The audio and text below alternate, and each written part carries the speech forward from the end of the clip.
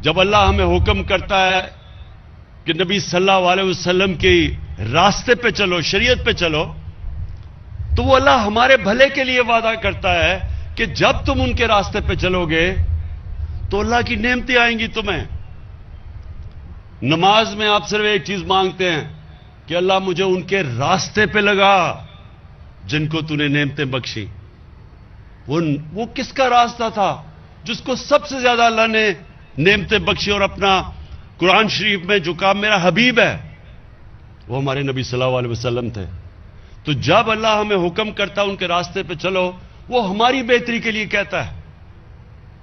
جو بھی انسان ان کے راستے پہ چلے گا اللہ اس کو عظمت دے گا۔ جو قوم مدینہ کی ریاست جو ان کی سنت ہے اس پہ چلے گی، وہ قوم اٹھ جائے گی۔ تو آج اگر آپ اسکینڈینیویا میں دیکھیں گے تو ان کے پاس کوئی اتنے وسائل نہیں ہیں۔ میں آپ کو یقین سے کہتا ہوں کہ پاکستان میں زیادہ وسائل ہیں سارے اسکینڈینیوین ممالک سے، لیکن وہاں خوشحالی دیکھیں۔ ترستے ہیں ہمارے بیچارے پاکستان کے لوگ کہ کہیں ہمیں ویزا مل جائے اور ہم وہاں چلے جائیں۔ وسائل یہاں زیادہ ہیں، خوشحالی ادھر زیادہ ہے، کیونکہ وہ یاد رکھنا، یہ پھر سے میں بار بار اپنے لوگوں کو بتاتا ہوں، رحمت للعالمین ان کو خطاب ملا تھا، رحمت المسلمین نہیں ملا تھا، یعنی کہ وہ سارے انسانوں کے لیے رحمت بن کے آئے تھے۔ تو جو ان کے قدموں پہ چلے گا، چاہے وہ مسلمان ہو یا نہ ہو، اس نے اوپر چلے جانا ہے۔ تو اس لیے آج وہاں خوشحالی ہے، اور مجھے افسوس سے کہنا پڑتا ہے کہ دنیا کی تاریخ کا واحد ملک جو اسلام کے نام پہ بنا تھا، جس کا نعرہ تھا کہ پاکستان کا مطلب کیا، لا الہ الا اللہ، وہ نعرہ تو لگاتے رہے ہیں ہم۔ سب سے زیادہ دنیا میں تو جب بھی مکہ یا مدینہ گیا ہوں وہاں سب سے زیادہ پاکستانی ملتے ہیں آپ کو۔ یا ہم سب سے زیادہ روزے بھی رکھتے ہیں، سب سے زیادہ یہ نمازیں بھی پڑھی جاتی ہیں۔ ہماری تبلیغی جماعت دیکھیں کہ اللہ کی راہ میں لوگوں کو لانے کے لیے کتنی بڑی تبلیغی جماعت ہے، بڑے بڑے اجتماع ہوتے ہیں، لیکن ہم اس راستے پر کبھی نہیں چلے جس کے اوپر ہمیں حکم ہے۔ تو یہ جو آج ہم پنجاب کی گورنمنٹ جو آج ہم بھی قدم اٹھا رہے ہیں، ہم یہ اس راستے پر لگے ہیں۔ اب تک تو وہ راستہ ادھر تھا تو ہم ادھر جا رہے تھے، اب ہم اس راستے کے اوپر آ رہے ہیں جو اس قوم کی عظمت کا راستہ ہے، جو اس قوم کو اوپر لے کے جائے گا۔ میں یہاں پاکستان کے حکمرانوں کو دیکھتا تھا، کوئی کہتا تھا جی میں پاکستان کو ایشین ٹائیگر بنا دوں گا۔ ایشین ٹائیگر کیا مقابلہ کر سکتا ہے جو مدینہ کی ریاست کہ جو ایک قوم کھڑی ہوئی تھی جسے دنیا کی امامت کی تھی؟ ایشین ٹائیگر تو کوئی چیز ہی نہیں اس کے سامنے۔ ہم اس راستے پہ جانا چاہتے ہیں جس کے لیے پاکستان بنا تھا۔ اگر پاکستان اس راستے پہ نہیں چلے گا تو یاد رکھیں یہ بہت بڑا دھوکہ تھا ہندوستان کے مسلمانوں پہ۔ ان بیچارے لوگوں نے وہاں جن کو پتا تھا کہ وہ پاکستان میں نہیں آئیں گے، انہوں نے بھی پاکستان کے لیے ووٹ ڈالی تھی۔ وہ سارے دعا کرتے تھے پاکستان کے لیے، اور وہ اس لیے کرتے تھے کیونکہ انہوں نے علامہ اقبال نے جو مسلمانوں کو، ہندوستان کے مسلمانوں کو جو خواب دی تھا کہ ہم ایک مثالی اسلامی ریاست بنائیں گے، انہوں نے اس کے لیے ووٹ ڈالی تھی، اور ہم نے اس سے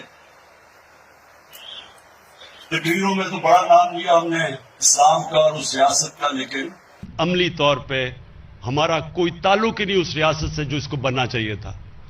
تو یہ جو 3 کروڑ خاندانوں کو تقریباً 400 ارب روپیہ اس کا وہ خرچ کر کے ہیلتھ انشورنس جو ملے گی، میں یہ اس لیے بار بار آپ کو خراج تحسین پیش کرتا ہوں، عثمان بزدار آپ کو اور ڈاکٹر یاسمین آپ کو اور آپ کے ساری ٹیم کو، کہ یہ انشاءاللہ یہ وقت بتائے گا کہ آپ نے یہ وہ کام کیا ہے کہ ہم یہ میٹرو ٹرین اور اورنج ٹرینوں کے اوپر جتنے مرضی اتنے پیسے خرچ کر دیتے ہیں، وہ وقت بتائے گا کہ وہ کتنا فائدہ پہنچائے گی. پیسہ تقریباً اتنا ہی ہے. اور یہ اس ملک کو کدھر لے کے جائے گا جو آج آپ نے قدم اٹھایا.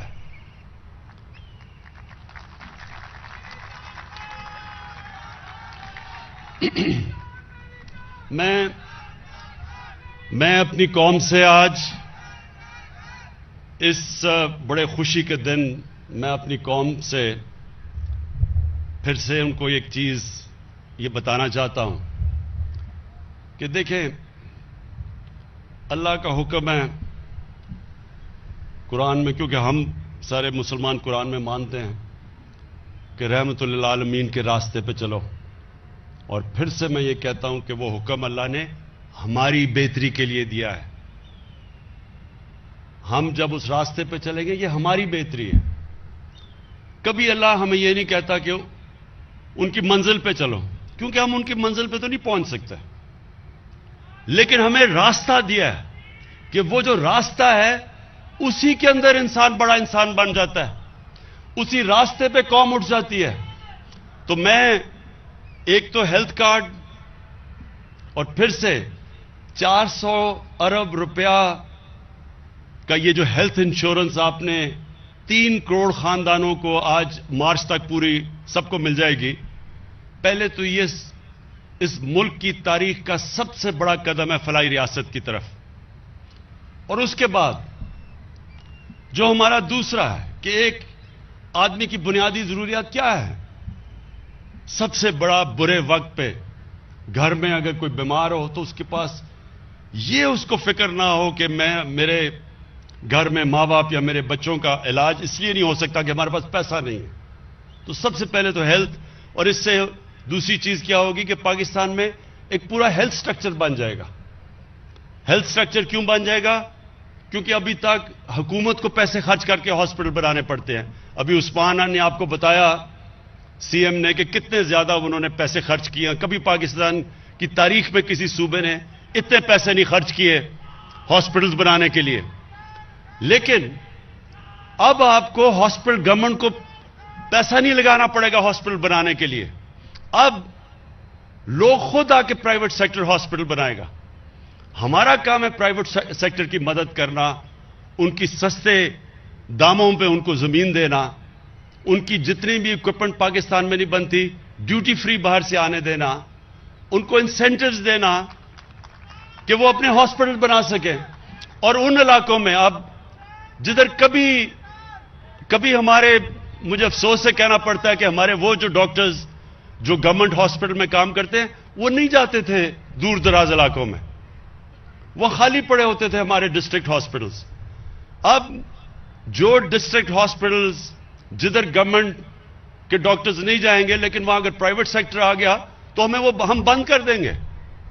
اگر ہم کیوں پیسہ اس پہ خرچ کریں کہ اگر وہاں ڈاکٹرز ہی نہیں جا رہے، ہم پرائیویٹ سیکٹر کو وہ دیں گے. کیونکہ ہمارا تو مقصد یہ ہے کہ ہر پاکستان کے دور دراز علاقے میں ایک عام آدمی کو علاج ملے، تو اس کو تو مفت علاج ملے گا ہیلتھ کارڈ سے. تو اس لیے سب سے بڑا فائدہ یہ ہوگا کہ ایک نیٹ ورک ہمارا پھیل جائے گا ہاسپٹلز کا سارے پاکستان میں، جو اب تک ہم نہیں کر سکے. اور پھر دوسری ضرورت لوگوں کی اپنے سر پہ چھت ہوتی ہے. یہ بھی آپ کو بتاؤں کہ یہ بھی بڑا خاموشی سے انقلاب آ رہا ہے. پہلی دفعہ پاکستان کی تاریخ میں ہم نے بینکوں سے کم آمدن والے لوگوں کے لیے قرضوں کا بندوبست کیا، اور ہمیں بڑا مشکل لگی. قانون ہمیں مدد کرنی پڑی بینکس کی. فور کلوجر لا ایک قانون تھا، اس کے جب تک وہ پاس نہیں ہوتا تھا بینکس قرضے نہیں دیتے تھے. تو وہ ہم نے، اور پھر رکاوٹیں جو تھی ان کو ہم نے دور کیا، انسینٹیوائز کیا. آج مجھے خوشی یہ ہے کہ بینکوں نے پہلی دفعہ یہ ہوا پاکستان کی تاریخ میں تنخواہ دار طبقے کو، جو کبھی بھی اس کے پاس اتنا پیسہ نہیں تھا کہ وہ اپنا گھر خرید سکے، ان کے لیے انہوں نے 260 ارب کے جو لوگوں نے اپلائی کیا بینکوں کے، 110 ارب کے لونز اپروو ہو چکے ہیں اور 34 ارب کی ڈسبرسمنٹ ہو چکی ہے، یعنی پیسہ مل گیا ان کو اپنے گھر بنانے کے لیے، اور یہ ابھی شروع ہوا ہے۔ انشاءاللہ آپ دیکھتے رہیں گے کہ یہ اب ایکسپینڈ ہوتا جائے گا۔ اس کے بعد ہم نے نچلے طبقے کامیاب پاکستان میں 20 لاکھ نچلے طبقے کے جو خاندان ہیں، 20 لاکھ، ان کو ہم نے سود کے بغیر قرضے دیے ہیں اخوت کے ذریعے، کہ وہ اپنے سود کے بغیر 27 لاکھ تک قرضہ کہ وہ اپنا گھر بنا سکیں جو غریب طبقہ ہے، وہ بھی ہمارا ایک پروگرام شروع ہو چکا ہے۔ اور پھر ہم نے احساس کے نیچے جو احساس راشن ہے، اس میں ہم نے آدھی اپنی آبادی کو 54% پاکستان کے گھرانوں کو ہم راشن دے رہے ہیں کہ آٹا، گھی اور دالیں جو عام آدمی استعمال کرتا ہے، وہ جب بھی لینے جائیں 30% ان کو سبسڈی دی جائے گی ان 3 چیزوں کے اوپر، آٹا، دال اور گھی کے لیے۔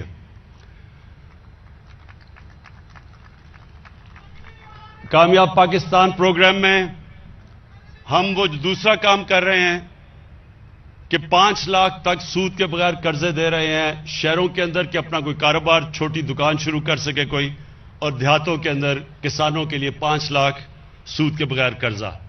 اس سارا کا مقصد کیا ہے کہ اس راستے پہ ہم لگیں، وہ جو ہمیں مدینہ کی ریاست میں دکھایا گیا تھا کہ اپنی اس ملک کی جب ڈیولپمنٹ ہو تو وہ باٹمز اپ ہو، یعنی نیچے سے اوپر آئے، بجائے اس کے کہ جو اب تک ہوتا رہا کہ امیر امیر ہوتا گیا اور نچلا طبقہ غریب ہوتا گیا۔ اور میں آج بڑا خوش ہوں کہ یہ جو پنجاب نے جس طرح دلیری سے یہ آج لانچ کیا ہے، اس میں ہمیں ضرور مشکلات آئیں گی کیونکہ پہلی دفعہ اتنا بڑا پروگرام ہو رہا ہے، لیکن ہم نے پورا تیاری کی ہوئی ہے، کمیٹی جو مسلسل دیکھتا رہے گا کس طرح کے پرابلمز آئیں، اور انشاءاللہ ہم سارے حل کرتے رہیں گے۔ اور پھر سے مارچ تک سارے پنجاب کے گھرانوں کو ہیلتھ کارڈ مل چکے گا، پختونخوا میں سارے گھرانوں کو ہیلتھ کارڈ مل چکا ہے، اب بلوچستان میں، آزاد کشمیر میں اور گلگت بلتستان میں جدھر ہمارے گورنمنٹس ہیں، سب کو ہم نے ہر خاندان کو ہیلتھ کارڈ